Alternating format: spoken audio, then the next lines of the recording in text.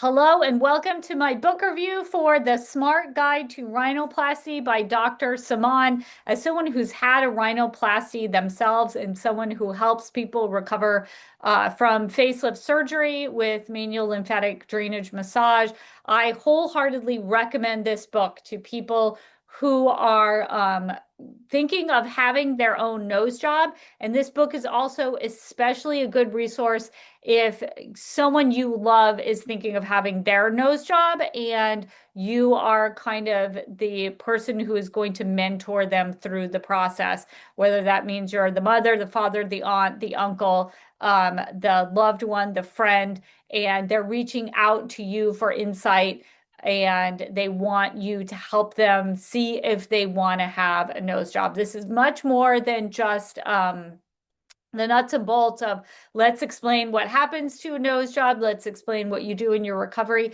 I love that the surgeon really put together a well thought out text that kind of takes you through the conversation that you would have with him if you had an hour or two in his office to really discuss all the aspects of this journey of having a nose job. I love that you can just grab this in book form and go through it and do the highlighting and let this be like a springboard to a conversation that you can have with yourself or your loved one as you're preparing and thinking, should I actually get rhinoplasty? So the first point that he makes in this book that I totally agree with, surgery is a journey. It's not just like ordering something off of a catalog and then it arrives and then your life is improved. It's a physical journey. It's an emotional journey. There's a lot of moving parts going on and it is way, way deeper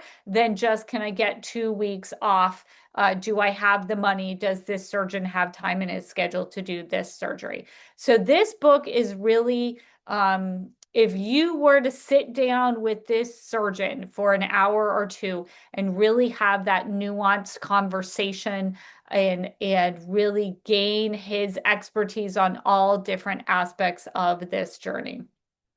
So he talks about a lot of things that we have to keep in mind because the rhinoplasty is not going to be necessarily a one and done surgery where exactly the nose that you dream of magically appears on your face a week after your surgery. He talks about how to understand if you are a good candidate, like emotionally for a rhinoplasty, understanding yourself, I think, and self-awareness is going to make your recovery a lot easier. If you are the type of person, if you see someone who's redone an entire room and all you see, all your eye goes to is there's an extra spot of paint on the windowsill that they did not wipe up, and you are so upset and you feel like it's not a successful room renovation because there's one tiny flaw,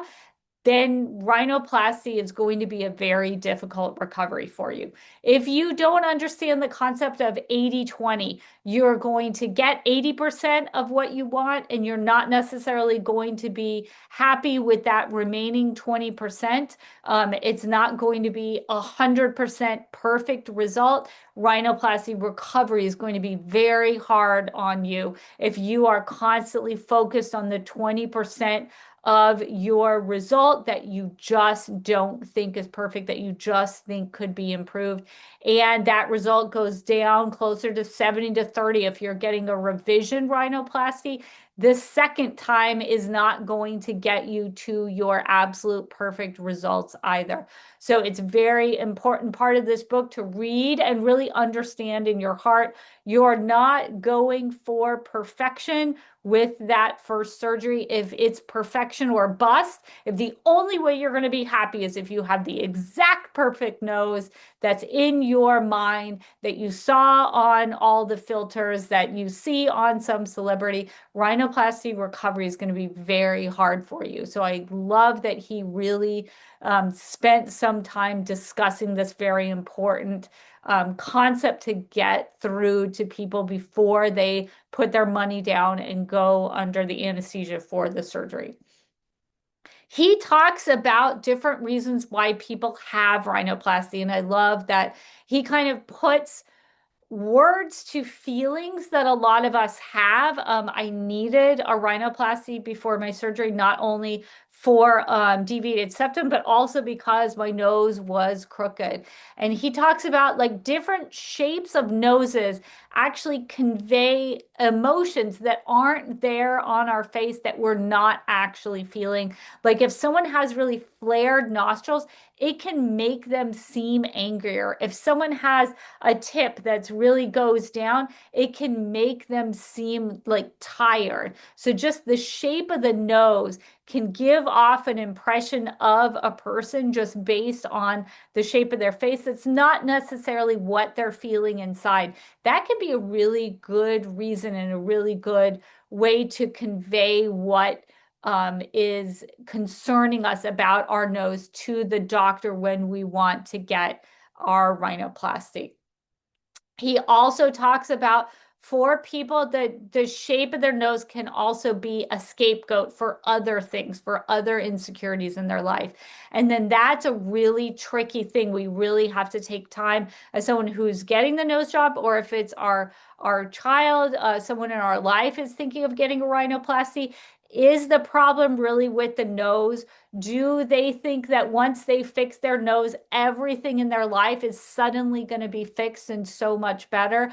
Because it's going to be very frustrating to them when they are coming with a healing nose and even a healed up nose and a wonderful result of a nose into their same life that they had before. Some things rhinoplasty is just not going to fix.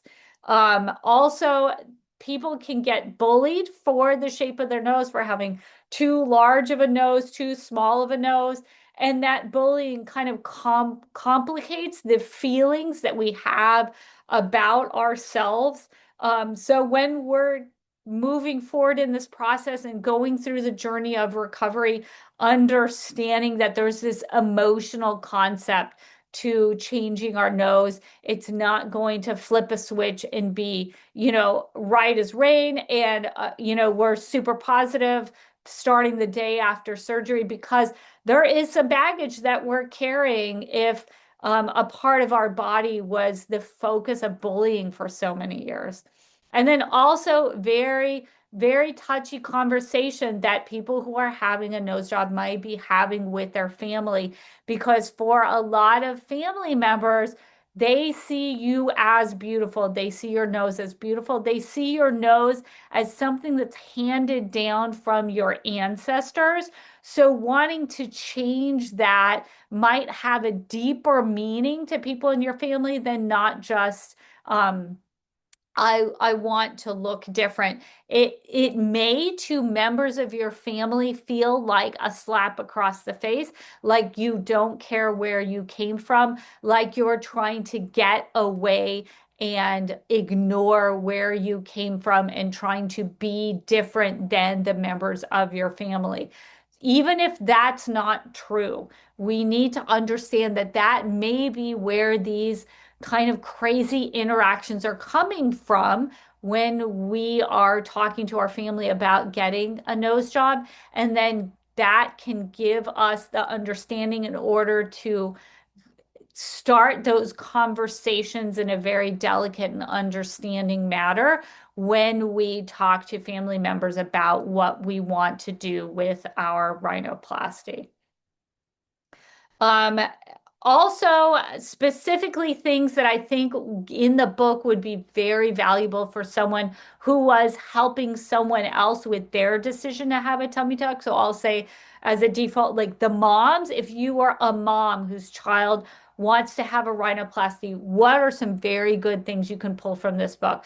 The first thing I mentioned it before, that 80-20 rule, understanding and having that communication with the child that you're going to get to 80% of what you want to get? And is it okay if you don't get 100% of the result that you want?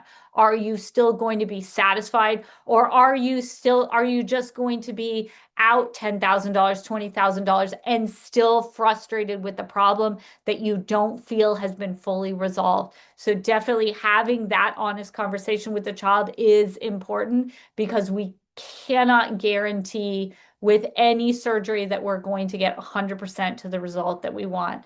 Also, the understanding that patient influences all are out there. So this surgery journey, long before maybe they shared it with anyone else, they have been likely on social media looking at patient influencers. And these are people on social media that are videotaping their journey and talking about their surgical journey. And we have to have that conversation with our family member that some of these people have been paid or are in some way reimbursed by the surgeon that's doing the surgery to make this content public. So this is not necessarily someone who paid money for their surgery and is sharing this just because they want to help educate others. They can be remunerated in some way for sharing their stories. So we need to take those stories with a grain of salt.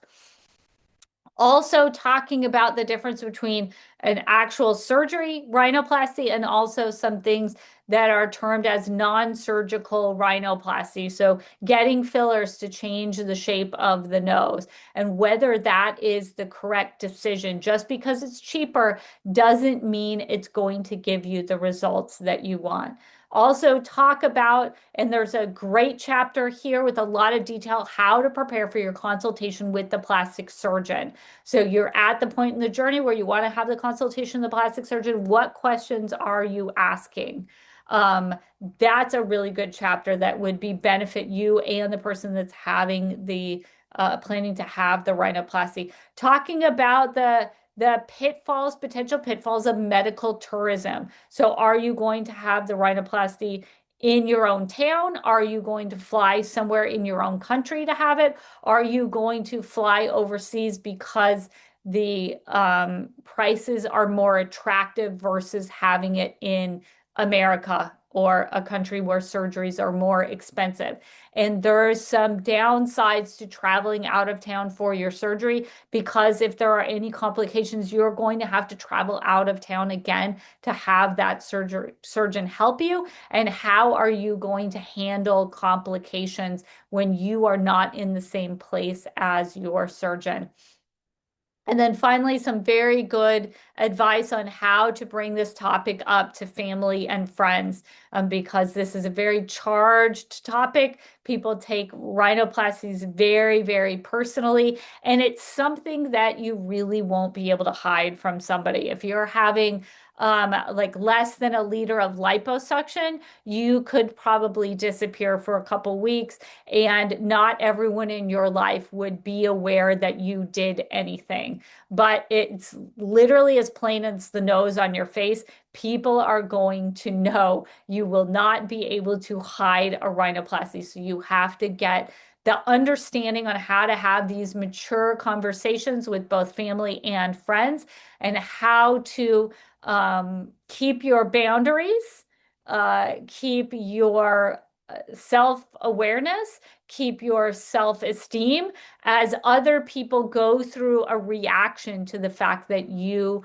or a family member, a loved one, is planning this surgery, and just understand some of the landmines that can be in this conversation.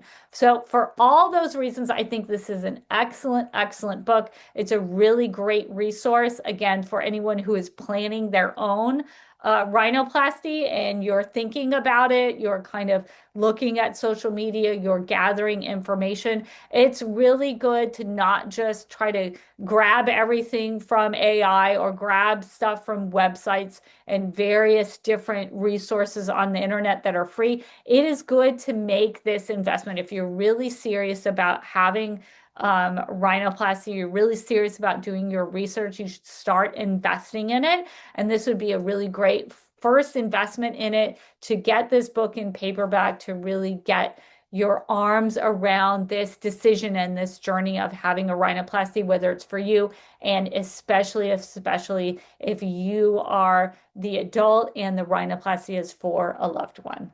Thanks and have a great day.